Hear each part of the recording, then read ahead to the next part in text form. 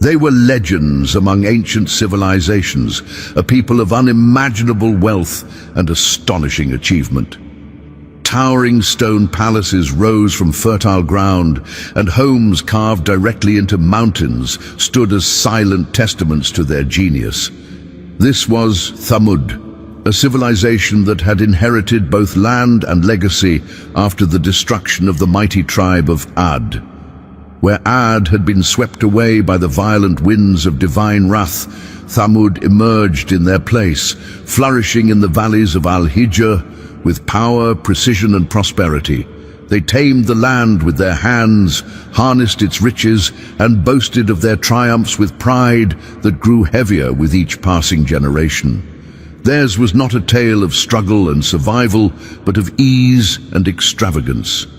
They built not for necessity, but for spectacle, monuments to their ego on every elevation, signs of amusement carved into the very earth.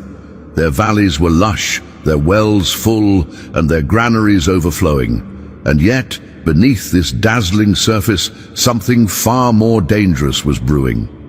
Success, when stripped of humility, breeds arrogance. The people of Thamud were no exception. They began to believe they were invincible, that their accomplishments were born from their own might, not blessings from above. Their hearts grew hard, their moral compass spun wildly off course, and their lives veered further and further from the commandments of the One who had created them. In their pride, they turned to the worship of multiple gods, idols of stone and clay, lifeless forms they shaped with their own hands and then bowed before. They no longer honored the poor or cared for the weak. In fact, they oppressed them. The sick and needy were brushed aside as burdens, while the elite bathed in luxury, parading their wealth with mocking laughter. They knew of the fate of Ad, whose ruins still lay not far from their lands, and yet they dismissed that history as folklore. Surely they, the powerful and the rich, could not fall like those before them. Surely their palaces and mountain fortresses would protect them from anything, man or God. They were wrong, and Allah, in His infinite mercy, chose not to destroy them immediately, but to send them a warner, a guide, a man of their own blood and tongue, to call them back to the truth before it was too late. That man was Salih. Known for his wisdom and honesty, Salih had always been one of the most respected figures among the Thamud. He came from a noble lineage, was intelligent, articulate, and deeply admired by both the old and young. Before his mission as a prophet, many among his people had hoped he would rise as a political leader, someone who could unite them under his capable hand. They never imagined that his leadership would take the form of prophethood, nor that his call would challenge the very foundation of their beliefs. When the message came to Salih from Allah, it was a heavy trust, but one he accepted with a heart full of obedience. He stood before his people, those who had known him all his life, and with unwavering resolve declared, "O my people, worship Allah. You have no deity other than Him." The reaction was not what one might expect from a people who once praised him. Confusion, doubt, and eventually hostility spread through their ranks like wildfire. Some were stunned, others were enraged. They said, "Salih, you were once a man of promise. We respected you, but now you forbid us from the religion of our ancestors." Their pride in lineage, their stubbornness in tradition, became a wall between them and the truth. Salih did not respond with anger. He continued with patience and sincerity to explain that their forefathers had been misguided, that true salvation lay not in clinging to dead customs, but in recognizing the living God who had created them, sustained them, and blessed them with all they possessed. But the more he reasoned, the more they resisted. The elites in particular feared what would happen to their power if the people began following Salih. So they mocked him, insulted him, accused him of madness or sorcery. "You're bewitched," some said. "You've lost your mind," said others. Still, Salih did not retreat. He pleaded with his people, saying, "If I am upon the truth and you reject it, who will protect you from Allah's judgment? I will not abandon my duty. I will continue to call you day and night until Allah decides between us." A small number of believers emerged, mainly the poor, the humble, those whose hearts had not been hardened by wealth or status. They embraced the message of Tawheed, the oneness of Allah, and followed Salih with courage. But they were few, and their voices drowned in the noise of disbelief that roared louder each day. Time passed. Days, weeks, months, perhaps even years. Salih's dedication never waned, even as his rejection grew more bitter. The people who once celebrated him now saw him as a threat to their way of life. Still, he continued his mission, warning them of the consequences of their actions, calling them to repentance, reminding them of the blessings they had been given and the punishment that had destroyed nations before them. They asked, "Where is this punishment you speak of? If you are truly a prophet, bring us a sign." They wanted proof, not because they sought guidance, but because they wanted to expose him. Yet Allah, in His wisdom, was about to give them exactly what they asked for, and it would come not with thunder and fire, but in the most miraculous and unexpected form, a living creature carved from stone itself, a final sign, a final test, a final chance. The day they demanded a sign was the day their fate began to unfold. With smug expressions and folded arms, the leaders of Thamud gathered in their meeting place and looked Salih straight in the eye. They were not seeking truth. Their hearts had already turned cold. What they wanted was a challenge, one they believed he could never meet. They pointed toward a massive, unmoving rock in the heart of their valley and said, "If you are truly a prophet, then bring forth from this very stone a she-camel, not just any camel. We want her to be tall, magnificent, heavily pregnant, and her body thick with wool, and let her be so blessed that she produces milk enough to feed our entire community." The conditions were precise, their intentions laced with mockery. This wasn't a request, it was a trap. They believed Salih would falter, that this impossible task would discredit him in front of his followers. But Salih was not shaken. He turned to his Lord with deep sincerity, begging for a miracle that might awaken the hearts of his people and lead them away from destruction. And then, before their very eyes, the impossible happened. The earth trembled slightly beneath them, and the rock they had chosen, a symbol of defiance, began to crack. A light burst forth from within it, and from that very stone emerged a creature like none they had ever seen. It was not only alive, it was majestic. A towering red she-camel stepped out as if born of light and dust, her sides heavy with pregnancy, her wool shimmering in the sun. The people gasped in astonishment. Some fell to their knees, unable to comprehend the sight. The miracle they had asked for, the sign they had insisted upon, had come, and it had come exactly as they described.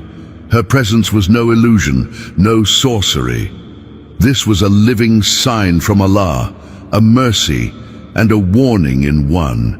And with her came a command: do not harm her and allow her to live freely among you. Let her drink from your wells one day, and you may drink the next. Her rights were to be honored, her presence respected, for she had been sent as a test. The she-camel moved among them with quiet dignity. Her milk flowed in such abundance that no household in Thamud was left in need. Each family took turns, receiving her gift, drinking deeply from the nourishment that had come by the command of their Creator.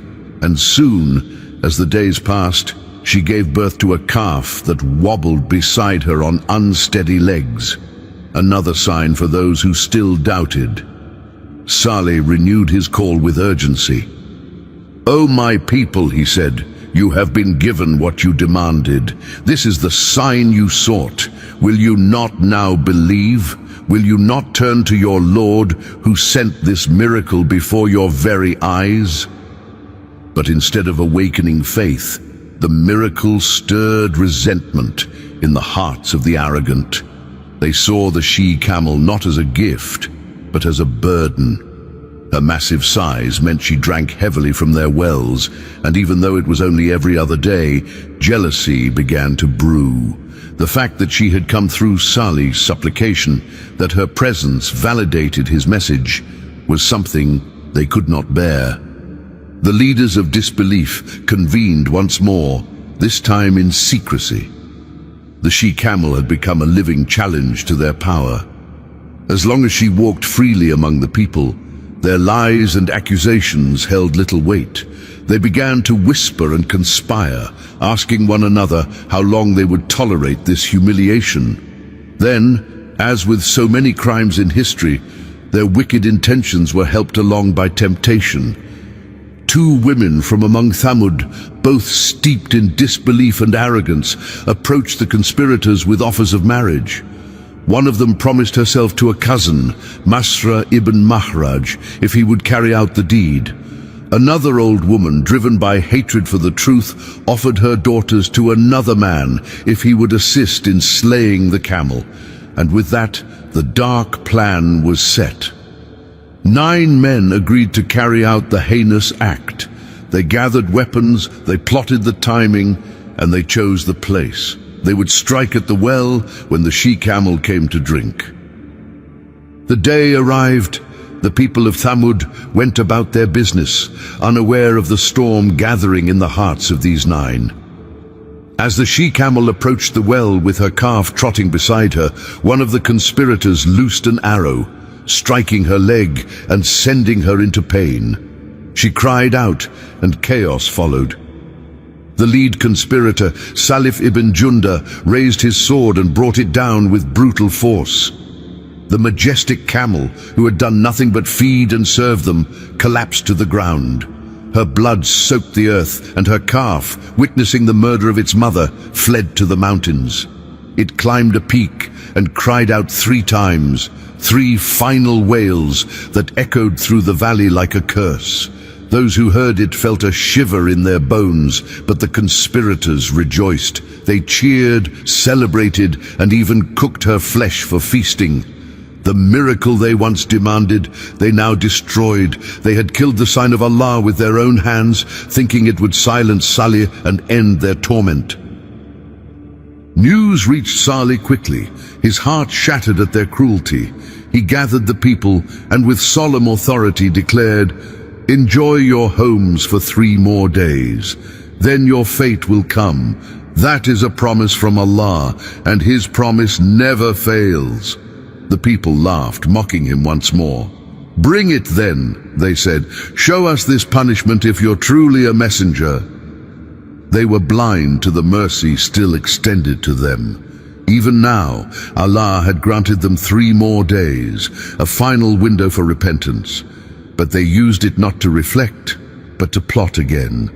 The same 9 conspirators who had slain the camel now decided to kill Salih himself.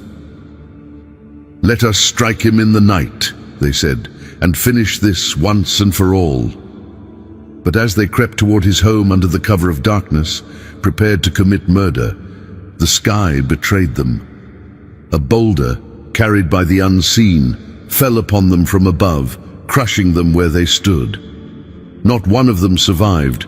Their evil was answered with divine justice, and when the rest of the tribe woke to find them dead, unease began to grow. On the first of the 3 days Salih had promised, the people noticed their faces turning pale yellow. The sign had begun. Still, they mocked and brushed it off. On the 2nd day, their faces flushed red, and by the 3rd they turned pitch black. Their laughter had faded, their voices lowered. Now, they waited. On the morning of the 4th day, they dressed in their best garments and perfumed themselves, some hoping to defy what was coming, others still laughing nervously at what they thought might be a bluff. But Salih's words were not his own. They were from Allah. And when the sun rose high in the sky, the punishment descended with terrifying force. Thunder roared through the heavens. The earth beneath them trembled with rage. A scream so mighty, so piercing, ripped through the air and struck the hearts of every disbeliever. Then came the quake. The mountains shook, the ground split, and their palaces crumbled into dust. Not a single soul among the arrogant was left standing. Their grand homes, carved deep into stone for eternal legacy, became their graves. Their wealth could not buy protection.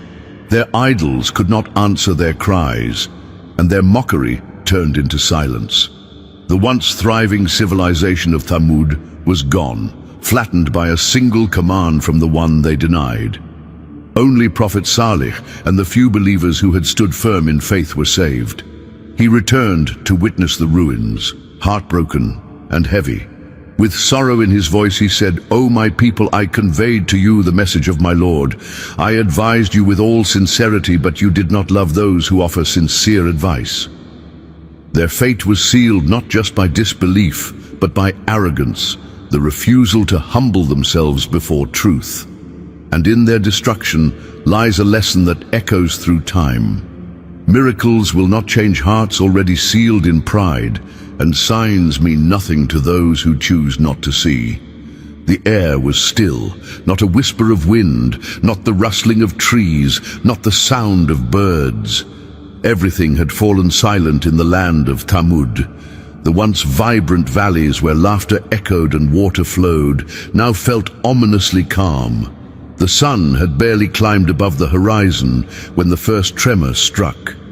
At first it was subtle, a low, almost inaudible groan from beneath the earth, like the land itself was waking from a deep sleep. But then it began to grow. The ground trembled, gently at first, then violently. The very soil under their feet rippled like waves upon the sea. The people of Thamud ran from their homes, their eyes wild with fear, their voices raised in panic. The mountains around them, once seen as symbols of safety and permanence, now seemed to shift and crack with unseen power. From the heavens came a sound unlike anything they had ever heard, a deafening blast, a scream of divine fury. It pierced the mountains, shattered the air, and tore through their bodies with an invisible force that stopped their hearts where they stood. They collapsed where they had once walked so proudly, their eyes wide open in shock, their mouths frozen mid-cry. Mothers fell beside children. Leaders slumped at the doorsteps of their lavish palaces. Their carved homes, admired for their beauty and strength, crumbled inward. Their wealth, their status, their pride, all erased in a matter of moments. The mighty She-Camel, whose presence had once graced their land as a living sign from Allah, was avenged not by sword or army, but by the will of the Creator, whose mercy they had rejected and whose warnings they had mocked. The mighty cry and the quake that followed it left no one untouched. There was no resistance, no escape, no delay. Allah's punishment did not discriminate between the strongest and the weakest. Every soul who had denied the truth, who had rejoiced in the She-Camel's murder, who had plotted against Salih or ridiculed his words, was struck down, and then silence once more. But this time, it was different. Not the silence of anticipation or of calm before a storm, but the silence of total desolation. The vibrant cities were now nothing more than ruins. Where laughter once echoed, now only the wind howled through broken stones and shattered walls. The carved mountain homes, once admired by travelers, now stood as lifeless tombs. The land that was once lush and green now lay covered in dust, ash, and the chilling stillness of divine judgment. No man remained to claim the wells, no woman to gather the grain. The animals that once grazed the fields had fled or perished. Nothing was left of Thamud but the memory of their arrogance and the wreckage of their denial. It was a terrifying display of what happens when a people, blessed with prosperity, turn their blessings into weapons against the truth. Their downfall was not sudden. It had been long in the making, and when it came without mercy. Yet among all this devastation there were survivors. Salih and those who had believed stood untouched by the destruction, saved not because they were strong, nor because they hid in fortresses, but because they had submitted to Allah and remained steadfast in their faith. They had endured the taunts, the isolation, the threats, and the pain of watching their neighbors slip deeper into disbelief. They had wept when the She-Camel was slaughtered. They had prayed when the rest laughed, and they had remained loyal to their prophet when others plotted his death. Now they stood in the shadow of a once great nation, witnesses to what arrogance and defiance bring upon a people who have every chance to repent and refuse it. Salih returned to the ruins of his homeland, and what he saw broke his heart. The faces he once knew were gone. The homes that once echoed with his name were silent. The people who could have chosen faith had chosen destruction instead. Standing among the remnants of a fallen civilization, he spoke not in triumph, but in sorrow. "O my people," he said, "I conveyed to you the message of my Lord. I gave you sincere advice, but you did not love those who give sincere advice." It was the cry of a prophet whose heart had carried the burden of his nation, only to witness its destruction. He did not rejoice in their end. He mourned their loss, for he had loved them and wanted their salvation. But guidance cannot be forced upon hearts sealed by arrogance. The story of Thamud did not end with a monument, a victory, or a kingdom. It ended with silence, with dust, and with a reminder. A reminder that signs are sent not for spectacle, but for reflection. That miracles are not games, but tests, that truth will never be bent to the will of the proud, and that Allah, though infinitely merciful, is also just. Their story lives on, not through descendants or tradition, but through the verses of the Qur'an, preserved as a warning to every generation that follows. A warning that wealth, power, and pride mean nothing in the face of truth, and that those who turn away from divine mercy will find themselves face to face with divine judgment. Their ruins still exist, scattered across the lands they once ruled. Their legacy is not in gold or stone, but in the lesson they left behind. When the truth comes, accept it before it's too late. For once the final sign is given and the last warning is ignored, there is no fortress on earth that can protect from the decree of the Almighty.